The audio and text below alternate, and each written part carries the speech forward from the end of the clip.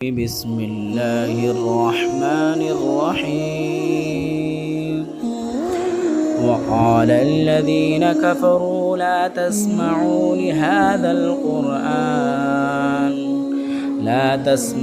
لهذا القرآن والغوا فيه لعلكم تغلبون.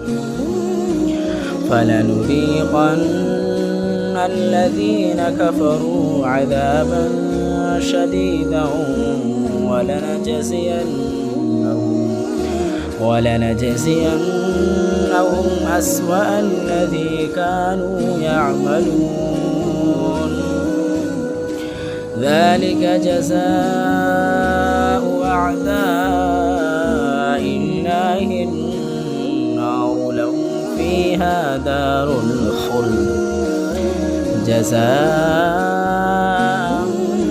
بما كانوا بآياتنا يجحدون.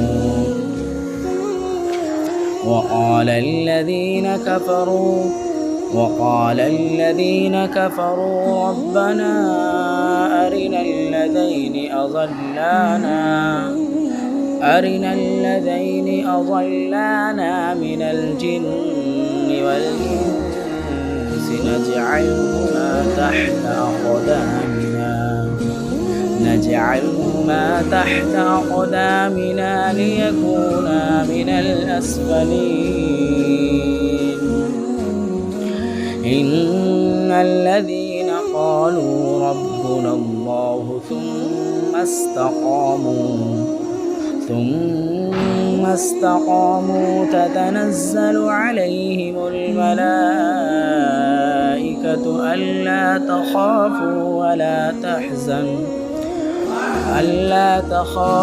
ولا تحزنوا وأبشروا بالجنة التي كنتم توعدون.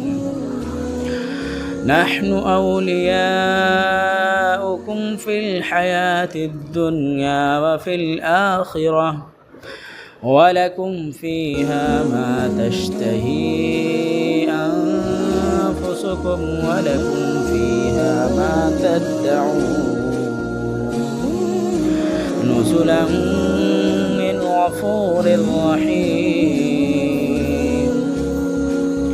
ومن أحسن قولا ممن دعا إلى الله وعمل صالحا وقال إنني من المسلمين.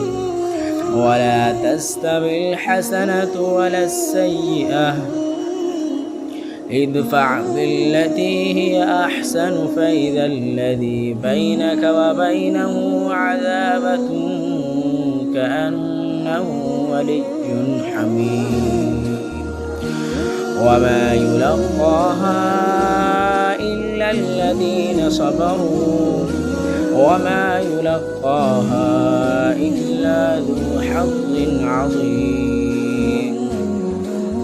وإما ينزغنك من الشيطان نزغ فاستعذ بالله إنه هو السميع العليم. ومن آياته الليل والنهار والشمس والقمر لا تسجدوا للشمس ولا للقمر واسجدوا لله الذي خلقهن إن كنتم إياه تعبدون.